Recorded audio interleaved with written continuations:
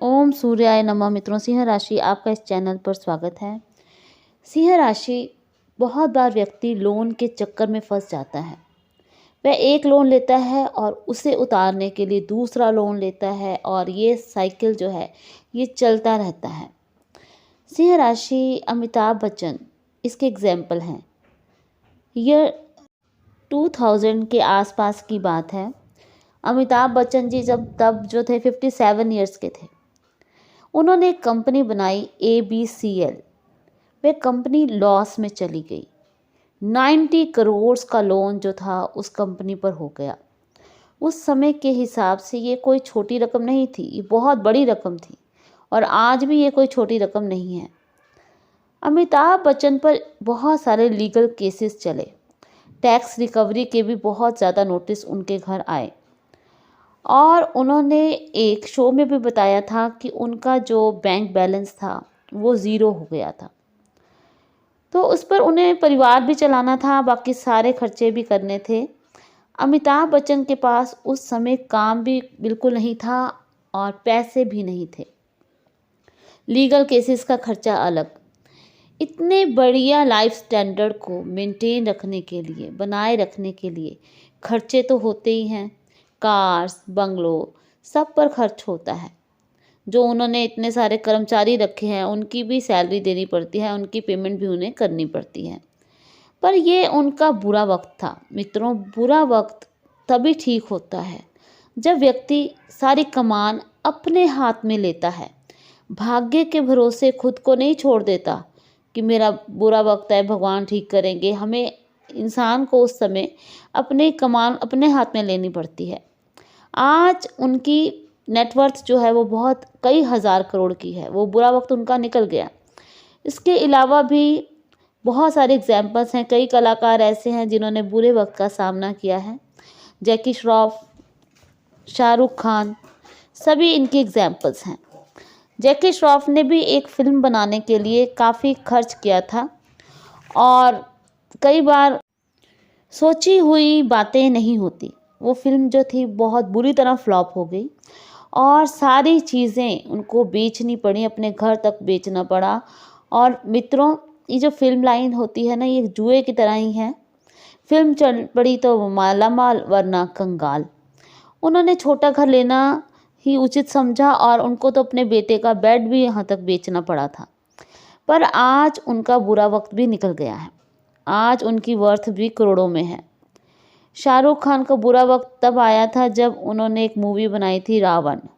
इसलिए ये कोई हैरानी वाली बात नहीं है कि अगर हम जैसे आम लोग भी इन कर्ज़ों में फंस जाते हैं। पर आज उनकी स्थिति हमें बताती है कि इन सब सिचुएशन से बाहर भी निकला जा सकता है। मतलब कि बुरे वक्त के बाद भी अच्छा वक्त आता है।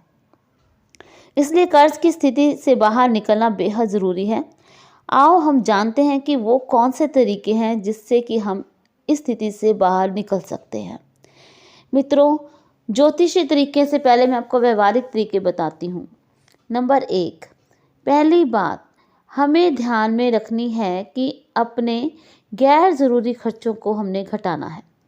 आपको अपने एक एक पैसे पर नज़र रखनी है ताकि एक भी पैसा गलत दिशा में ना जाए। पैसों को सही दिशा में ही खर्चना है। नंबर 2, आपको अपने बजट को टाइट करना है। उसमें से थोड़े थोड़े पैसे बचाने हैं, उसे साइड में रखें। फिर उससे छोटे छोटे कर्जे उतारना शुरू करें। मान लीजिए कि एक नाव है और इस नाव में बहुत सारे छेद हैं, तो इन्हें बंद करना भी बेहद ज़रूरी है। नंबर 3, सिंह राशि ब्याज देने में कष्ट है या खर्चे कम करने में, यह आपकी सोच है, चुनाव आपका है। ये फैसला आपको ही करना है। जो इंसान गैर ज़रूरी सामान की शॉपिंग करता रहता है, एक दिन उसे ज़रूरत की चीज़ें भी बेचनी पड़ती हैं। नंबर 4, सिंह राशि अपने लोन चुकाने के लिए आप इसे अपने अकाउंट से जोड़ सकते हैं ताकि आपको पता रहे कि इतनी राशि, इतनी किस्त जो है वो निकल जाएगी, बाकी सारे पैसे हमें इसी में गुजारा करना है।